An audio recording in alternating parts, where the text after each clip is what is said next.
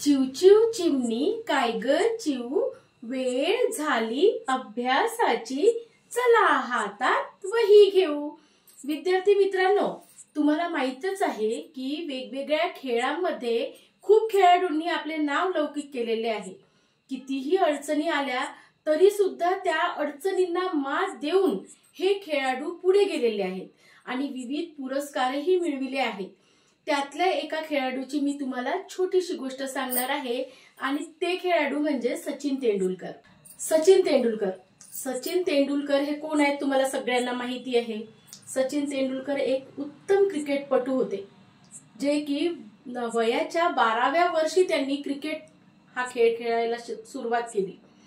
आता ह्या सचिन तेंडुलकरनी जेव्हा 12व्या वर्षी क्रिकेट खेळायला सुरुवात केली त्यावेळी काय झालं की त्यांचे जे काका होते, काका खूप लांब राहायचे पण मैदानाजवळ राहायचे आणि त्यांचं जे घर होतं ते घर मैदानापासून खूप लांब होतं। ते आई वडिलांपासून त्या 12व्या वर्षामध्ये आई वडिलांपासून दूर राहिले आणि काकांच्या घरी राहायला गेले। का बरं राहायला गेले? कारण त्यांना क्रिकेट खेळायचं होतं। क्रिकेट हा एकच ध्यास त्यांनी त्यांच्या मनामध्ये ठेवला होता आणि त्या 12व्या वर्षी आई वडिलांना सोडून ते काकांच्या घरी राहायला गेले, कारण त्यांना क्रिकेट खेळायचं होतं आणि क्रिकेटचं मैदान काकांच्या घराजवळ होतं। पहा, ही गोष्ट आहे। नंतर त्यांचं वय होत गेलं आणि 16व्या वर्षी त्यांनी पहिली क्रिकेट मॅच खेळले। ते त्यावेळी पहिल्या क्रिकेट मॅच मध्ये त्यांच्या तोंडाला जबरदस्त बॉलचा मार लागला। त्यावेळी 16व्या वर्षी पहिल्या मॅच मध्ये त्यांच्या तोंडाला बॉलचा जबरदस्त मार लागला आणि त्यावेळी काय झालं, मार लागून सुद्धा त्यांनी हार मानली का? नाही। जर आता तुम्ही त्या जागेवर असते तर काय केलं असतं की माझ्या तोंडाला मार लागलेला आहे तर मी क्रिकेट सोडून देतो, असं करतो का आपण? आपल्याला चालत असताना किंवा सायकलवरून चालत असताना सायकलवरून आपण पडतो तेव्हा आपण असं म्हणतो का आता मी सायकल चालवणारच नाही। गाडीवरून कितीतरी ऍक्सिडेंट होत असेल तरी सुद्धा गाडी चालवणाऱ्यांना उद्या दुसऱ्या दिवशी ऑफिसमध्ये जायचंच असते, ते म्हणतात का की मला आता सायकल चालवायची नाही किंवा मला गाडी चालवायची नाही? तर अशाच प्रकारचा ध्यास सचिन तेंडुलकरला सुद्धा होता। जरी त्याच्या तोंडाला मार लागला होता तरी सुद्धा त्यांनी आपला ध्यास सोडला नाही आणि आज उत्तम क्रिकेटपटू आहेत आणि राहणार। आणि त्यांना भारत रत्न म्हणून सुद्धा पुरस्कारित केलेले आहे। तर असे हे सचिन तेंडुलकर वयाच्या 12व्या वर्षापासून ते आज तगायत अजूनही क्रिकेटपटू म्हणून ओळखले जातात, उत्तम क्रिकेटपटू म्हणून ओळखले जातात। बघा, इतक्या अडचणी येऊन सुद्धा त्यांनी त्यांची चिकाटी जिद्द सोडली नाही। तर अशाच एका खेळाडूबद्दल आपल्याला शिकायचे आहे, ती म्हणजे हिमा दास। ही उत्तम धावपटू होती आणि अत्यंत गरीब परिस्थितीतही तिने अडचणींना मात करून उत्तम धावपटू झाली। हेच आपल्याला या पाठामध्ये शिकायचे आहे। तर चला मग आधी पाठ वाचन करूया। क्रमांक 9, धिंग एक्सप्रेस, हिमा दास। हिमा दास यांचा परिचय। आसाममधील एका छोट्या खेड्यात अर्जुन पुरस्काराने सन्मानित धावपटू हिमा दासने अत्यंत जिद्दीने परिश्रमाने ॲथलेटिक्स या क्रीडा प्रकारात आपले नाव कमविले आहे। अनेक स्पर्धांतून स्वतःचेच विक्रम मोडत तिने सुवर्ण पदक पटकाविले आहे। राष्ट्रकुल स्पर्धेमध्ये नेत्रदीपक उज्ज्वल कामगिरी करत धावपटू हिमा दासने ऑलिम्पिक्समध्ये उज्ज्वल कामगिरी करत पदक जिंकण्याचा निश्चय केला आहे। तर बघा, मी आताच तुम्हाला सांगितलेलं आहे की त्यांनी अत्यंत जिद्दीने परिश्रमाने हे ॲथलेटिक्स या क्रीडा प्रकारात आपले नाव कमविलेले आहे। तर या पाठाचे उद्दिष्ट हे आहे की कोणत्याही क्षेत्रात यशस्वी होण्यासाठी कठोर परिश्रम, सातत्य आणि जिद्द असावी व हिमा दास या धावपटूचा जीवन संघर्ष समजून घेणे हा या पाठाचा उद्दिष्ट आहे। जुलै 2018 रोजी फिनलंड येथील जागतिक ॲथलेटिक्समध्ये 400 मीटर धावण्याच्या शर्यतीत सुवर्ण पदक, जकार्ता येथील स्पर्धेत राष्ट्रीय विक्रमासहित मिळवलेले रौप्य पदक, जुलै 2019 मध्ये पोलंड येथील पोझनान ॲथलेटिक्स ग्रांप्रीमधील सुवर्ण पदक मिळवून ही 200 मीटर धावण्याची स्पर्धा 23.95 सेकंदात पूर्ण करणारी झेक प्रजासत्ताक येथील क्लादनो स्पर्धेत 200 मीटर अंतर 23.43 सेकंदात पार करून स्वतःचा हा विक्रम मोडत 200 मीटर अंतर 23.25 सेकंदात पार करणारी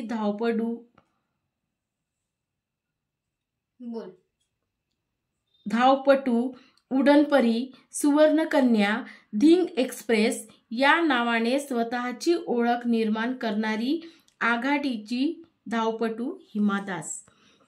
हे बघा, तर ह्या हिमा दास यांनी वेगवेगळ्या प्रकारे फिनलंडमध्ये जुलै 2018 मध्ये जागतिक ॲथलेटिक्समध्ये 400 मीटर धावण्याच्या शर्यतीमध्ये सुवर्ण पदक मिळविला. जकार्ता येथील स्पर्धेत राष्ट्रीय विक्रमासहित तिने रौप्य पदक मिळविला. तसंच जुलै 2019 मध्ये पोलंडमध्ये पोझनान ॲथलेटिक्स ग्रांप्रीमध्ये सुवर्ण पदक मिळवला आणि 200 मीटर धावण्याच्या या स्पर्धेमध्ये तिने 23.95 सेकंदात हे 200 मीटर धाव स्पर्धा जिंकली. झेक प्रजासत्ताक येथील क्लादनो स्पर्धेत 200 मीटर अंतर 23.43 सेकंदात तिने ते पार केले आणि हा स्वतःचा विक्रम ती मोडत 200 मीटर अंतर 23.25 सेकंदात पार करणारी ही धावपटू उडानपरी सुवर्णकन्या धिंग एक्सप्रेस या नावाने स्वतःची ओळख निर्माण करणारी ही आघाडीची धावपटू म्हणजेच कोण? हिमा दास. तर हिमा दासला कोणते कोणते नाव दिलेले आहे? तर धावपटू उडनपरी सुवर्णकन्या धिंग एक्सप्रेस या नावाने तिने स्वतःची ओळख निर्माण केलेली आहे. मुलांनो, धावताना वाऱ्याच्या वेगाशी स्पर्धा करू पाहणारी ही धावपटू ॲथलेटिक्स या क्रीडा प्रकारात स्वतःचे अढळ स्थान निर्माण करत आहे. हिमा दासचा जन्म 9 जानेवारी 2000 रोजी धिंग, आसाममधील धिंग या शहरातील जवळ कंधुलिमारी या लहानशा गावात झाला. धिंग या शहराजवळील असलेले कंधुलिमारी या लहानशा गावामध्ये झाला. हिमा दासचा जन्म केव्हा झाला? तर 9 जानेवारी 2000 मध्ये धिंग जवळील कंधुलिमारी या लहानशा गावामध्ये झाला. भातशेतीवर गुजराण करणाऱ्या रणजित व सोनाली दास या दाम्पत्याची ही कन्या. आता दाम्पत्याची कन्या, दाम्पत्य म्हणजे पॅरेंट्स, जे तुम्ही मराठीमध्ये इंग्लिशमध्ये आपण पॅरेंट्स म्हणतो आणि मराठीमध्ये आई वडील म्हणतो. तर आईचं नाव सोनाली दास, तर वडिलांचं नाव रणजित दास. 4 भावंडांमध्ये सर्वात लहान. आता भावंड म्हणजे तिचे मोठे भाऊ किंवा बहीण. तर ह्या 4 भावंडांमध्ये सर्वात लहान म्हणजे तिच्या आधीचे भावंड किती? 3 आणि 4था नंबर कोणाचा? हिमा दासचा. तर ही सर्वात लहान होती. या कुटुंबाची आर्थिक स्थिती अत्यंत बिकट होती. बघा, आर्थिक म्हणजे खूप गरीब होते ती. त्यांची स्थिती अत्यंत बिकट म्हणजे जे कमवलं तेच रात्री खायचं, तेच दिवसा खायचं आणि दिवसभर काम करायचं. तर लहानगी हिमा धिंग पब्लिक स्कूलमध्ये शिक्षण घेण्यासाठी दाखल झाली. आता धिंग पब्लिक स्कूल हे कुठे होतं? धिंग या शहरामध्ये. तर तिला गावामधून त्यांनी धिंग पब्लिक स्कूलमध्ये शिक्षण घेण्यासाठी दाखल केलं. बेताच्या आर्थिक परिस्थितीतही हिमाचे पालक मुलांच्या साध्या साध्या गरजाही पूर्ण करू शकत नव्हते. आता बघा, तुम्ही इतके छान तुमचं घर आहे, तुमच्या घरामध्ये तुमचे आई वडील आहे, सर्व तुमचे इच्छा पूर्ण करतात, पण असे हिमाचे पालक नव्हते. हिमाचे पालक जे छोट्या छोट्या ज्या वस्तू असतात, जसं आता पहा, तुम्हाला ड्रॉइंग बुक पाहिजे आहे तर लगेच तुमचे आई वडील घेऊन देतात. तर ह्या ज्या छोट्या छोट्या वस्तू आहेत, जसं कलर्स आहेत, 10-10 रुपयाचे स्केच पेन आहे, तर ह्या सुद्धा छोट्या छोट्या गरजा मुलांच्या ते पूर्ण करू शकत नव्हते. या प्रतिकूल परिस्थितीतही उत्तम संस्कार, जिद्द यांचे बाळकडू तिला आई वडिलांकडून मिळाले. बघा, आई वडिलांनी अशी परिस्थिती होती जी प्रतिकूल होती, अनुकूल होती का? नाही. अनुकूलच्या विरुद्ध काय? प्रतिकूल. तर प्रतिकूल परिस्थितीतही त्यांनी त्या हिमादासचे आणखी आधीचे 3 भाऊ असे 4ही भावंडांवर उत्तम संस्कार केले होते. आणि त्यांच्यामध्ये जे जिद्द हे आपोआप नाही येत, आई वडिलांकडून पण येते. आई वडिलांनी तिला सांगितलं की तू जर शिकत असेल तर आम्ही तुला नक्कीच साथ देऊ.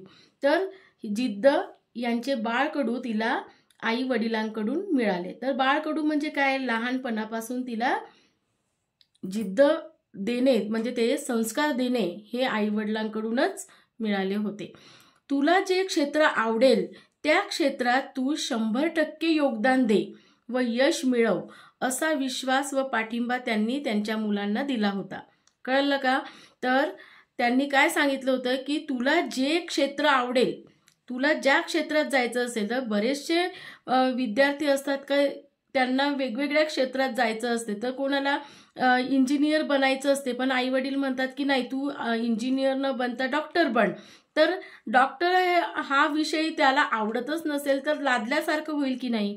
तर म्हणून आई वडीलच जर प्रोत्साहन मुलांना दिलं तर ते नक्कीच आपल्या ध्येयाजवळ जातील. तर आई वडील म्हणजे कोण? आई वडील रणजित दास व सोनाली दास यांनी तिला सांगितलं होतं की तुला जे क्षेत्र आवडेल ते क्षेत्र तू निवड आणि त्यामध्ये तू 100% योगदान दे, तुला नक्कीच यश मिळेल असा विश्वास त्यांनी दिला होता आणि पाठिंबा सुद्धा दिला होता. धिंग पब्लिक स्कूलमध्ये शिक्षण घेत असतानाच तिने फुटबॉल खेळण्यास सुरुवात केली. पहा, आता छोटी होती ती, खूप मोठी होती का? पब्लिक स्कूलमध्ये, शाळेमध्ये शिकणारे मुलं किती छोटे असतात. कॉलेजमध्ये होती का ती? नाही. तर जवळपास 16 वर्षापर्यंत आपण 10वी पर्यंत शिकू शकतो. म्हणजे 10वी हे स्कूलमध्ये, शाळेमध्ये येतं आणि 11वी 12वी हे कॉलेजमध्ये जातं. तर ती 16 वर्षापर्यंत धिंग पब्लिक स्कूलमध्ये शिक्षण घेत असतानाच तिने फुटबॉल खेळण्यास सुरुवात केली. हिमाला फुटबॉल या खेळात कारकीर्द घडविण्याची इच्छा होती. या खेळासाठी लागणाऱ्या आवश्यक साधनांचा अभाव तिला तिच्या सरावापासून रोखू शकला नाही. आता मला सांगा की फुटबॉल खेळायला आपल्याला काय काय वस्तू लागतात? फुटबॉल पाहिजे, बरोबर की नाही? फुटबॉल खेळताना आणखी जाळीची आवश्यकता असते. बऱ्याचशा छोट्या छोट्या गोष्टी असतात की शूज पाहिजे असते, शूज फार आवश्यक असतात. तर ह्या ज्या छोट्या छोट्या गोष्टी आहेत तिला त्याच्या सरावापासून रोखू शकल्या नाही. आणि ह्या साधनांचा अभाव जरी असला तरी सुद्धा तिने ती खेळण्याची जिद्द सोडली नाही. अत्यंत निष्ठेने, चिकाटीने तिचा सराव सुरू होता. तिच्या पायात साधे बूटही नसायचे. फुटबॉल खेळताना तिच्या होणाऱ्या वेगवान हालचाली, पळण्याचा वेग, चपळता या तिच्या अंगभूत गुणधर्मांची नवोदय जवाहर विद्यालयाचे क्रीडा शिक्षक श्याम मशूल हक प्रभावित झाले. बघा, फुटबॉल खेळताना जर साधे बूट नसेल तर पायाला किंवा बोटाला खूप इजा होते, जखम होते. आणि ते जखम सोसून सुद्धा तिने जे वेगवान हालचाली, तिच्या पळण्याचा वेग, तिची चपळता, ह्या सगळ्या गोष्टी तिच्या अंगभूत होत्या. हे गुणधर्म होते, अंगभूत गुणधर्म तिच्यामध्ये होते. आणि हे अंगभूत गुणधर्म कोणी बघितले होते? क्रीडा शिक्षक श्याम मशूल हक. क्रीडा शिक्षक म्हणजे कोण? की जे आपल्याला कवायत शिकवतात, व्यायाम शिकवतात, जे PT शिकवतात. तर ते नवोदय जवाहर विद्यालयाचे क्रीडा शिक्षक होते. त्यांनी श्याम मशूल हक यांनी तिचा जो पळण्याचा वेग पाहिला, तिची चपळता पाहिली आणि हे सगळं पाहिल्यानंतर ते खूप प्रभावित झाले होते. त्यांनी तिला ॲथलेटिक्स या क्रीडा प्रकारात खेळण्यास सुचविले. तिथूनच धावपटू म्हणून प्रवास खऱ्या अर्थाने सुरू झाला. ती छोट्या स्पर्धांमधून नंतर जिल्हास्तरीय स्पर्धांमधून भाग घेऊ लागली. बघा, हळूहळू तिचा प्रवास सुरू झाला. ॲथलेटिक्स या क्रीडा प्रकारात खेळण्यास सुचविले. कोणी सुचविले होते? श्याम मशूल हक हे कोण होते? क्रीडा शिक्षक होते. त्यांनी तिथूनच धावपटू म्हणून प्रवास खऱ्या अर्थाने तिचा सुरू झाला आणि तिला यांनी मदत सुद्धा केली होती. ती छोट्या स्पर्धांमधून नंतर जिल्हा स्तरीय स्पर्धांमधून भाग घेऊ लागली. तुम्हाला माहिती आहे की गावामध्ये आधी छोट्या छोट्या स्पर्धा होतात, त्यामध्ये निवड झाली की मग जिल्हास्तरीय, आणि जिल्हास्तरीय झाल्यानंतर मग आंतरराष्ट्रीय मध्ये आपण स्पर्धेमध्ये भाग घेऊ शकतो. तर तिचं छोट्या स्पर्धेमध्ये तिने भाग घेतला होता आणि त्यामधून तिची निवड झाली आणि नंतर ती जिल्हास्तरीय स्पर्धेमध्ये तिने भाग घेतला. तर तिची खेळातील प्रगती पाहून शाम मशूल हक यांनी तिचा परिचय नागाव येथील नागाव स्पोर्ट्स असोसिएशनचे गौरीशंकर रॉय यांच्याशी करून दिला. बघा, नागाव येथील नागाव स्पोर्ट्स असोसिएशनचे गौरीशंकर रॉय, हे गौरीशंकर रॉय कोण होते? असोसिएशनचे हेड होते, जे नागाव स्पोर्ट्सचे हेड होते. तर त्यांनी तिचा परिचय करून दिला आणि त्यानंतर कठोर मेहनत, खडतर प्रशिक्षण, जिद्द आणि आत्मविश्वासाच्या जोरावर अव्वल धावपटू बनण्याचा तिचा प्रवास खऱ्या अर्थाने सुरू झाला. बघितलं का? तर हा जो तिचा आत्मविश्वास आहे, तिची जिद्द आहे आणि कठोर मेहनत आहे, यामुळे ती अव्वल नंबरची धावपटू बनली आणि तिचा हा प्रवास खऱ्या अर्थाने सुरू झाला. या खडतर प्रशिक्षणातून ती घडत होती, स्वतःला तयार करत होती. या प्रशिक्षणाचे फलित म्हणजे हिमा दास आशियाई यूथ चॅम्पियनशिप स्पर्धेस पात्र ठरली व त्या स्पर्धेत तिने 7वे स्थान पटकविले. बघा, म्हणतो ना आपण टॉप 10, टॉप 5, टॉप 6, टॉप 7, तर त्यामध्ये तिचे स्थान कोणते होते? तर 7वे होते. आता आशियाई यूथ चॅम्पियनशिपमध्ये फक्त तिचं जे प्रशिक्षण होतं, तिने खडतर प्रशिक्षण होतं तिचं, आणि तिला घरची अजिबात साथ नव्हती. घरची परिस्थिती तुम्हाला माहितीच होती की अगदी बिकट परिस्थिती होती आणि तिला मदत करणारे कोण? तर क्रीडा शिक्षक शाम मशूल हक आणि स्पोर्ट्स असोसिएशनचे गौरीशंकर रॉय यांनी तिला थोडीशी मदत केल्यामुळे त्या खडतर प्रशिक्षणातून तिने तिचे 7वे स्थान पटकविले. त्यानंतर तिने वर्ल्ड यूथ चॅम्पियनशिप स्पर्धेत 5वे स्थान मिळविले. बघा, 7व्यावरून 5व्या स्थानावर आली. नंतर IAF वर्ल्ड यूथ चॅम्पियनशिप स्पर्धेत भारताचे नेतृत्व करण्याचा बहुमान तिने मिळविला. आता ती भारताकडून खेळली कुठे? तर वर्ल्ड यूथ चॅम्पियनशिप स्पर्धेमध्ये, आणि या स्पर्धेत सुवर्ण पदक मिळवणारी ही पहिली भारतीय ठरली. आपल्या भारताला तिने सुवर्ण पदक मिळवून दिलं. खेड्यात राहणाऱ्या हिमाच्या आई-वडिलांना हिमा भाग घेत असलेल्या स्पर्धांची माहिती सोडा, पण नाव सुद्धा माहीत नव्हतं. बघा, तर मुलगी आपली कुठे खेळते आहे? वर्ल्ड यूथ चॅम्पियनशिपमध्ये, पूर्ण वर्ल्डमध्ये, पूर्ण जगामध्ये ती भारताचं नेतृत्व करते आहे, हे सुद्धा तिच्या आईवडिलांना माहिती नव्हतं.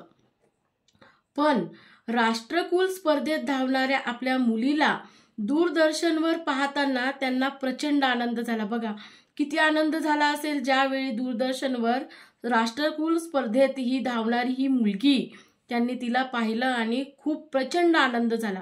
यानंतर हिमाने मागे वळून पाहिले नाही. कठोर मेहनतीच्या जोरावर तिने अनेक स्पर्धांमधून सुवर्ण पदकांची लयलूट केली. लयलूट करणे म्हणजेच काय? तिने असंख्य सुवर्ण पदक मिळविले. प्रत्येक भारतीयाला तिचा अभिमान वाटतो, वाटायलाच पाहिजे, कारण ती भारतीय पहिली स्त्री होती, पहिली मुलगी होती जिने सुवर्ण पदक पहिल्यांदा मिळवून दिलं होतं. आणि प्रत्येक भारतीयाला खरंच तिचा अभिमान वाटायलाच हवा. भविष्यात हिमा आणखी उज्ज्वल कामगिरी करत भारताचे नाव ॲथलेटिक्स या क्रीडा प्रकारात अग्रस्थानी नेईल असा विश्वास तिच्या प्रशिक्षकांना वाटतो. क्रीडा विश्वातील सर्वोच्च पुरस्कार अर्जुन पुरस्काराने हिमाला सन्मानित करण्यात आले आहे. तिला कोणता पुरस्कार मिळाला? अर्जुन पुरस्कार. क्रीडा विश्वातील सर्वोच्च पुरस्कार म्हणजे सगळ्यात मोठा पुरस्कार म्हणजे कोणता? तर अर्जुन पुरस्काराने तिला सन्मानित करण्यात आले. आणि ॲथलेटिक्समध्ये करिअर करू पाहणाऱ्या धावपटूंसमोर तिचा प्रवास आदर्श आहे.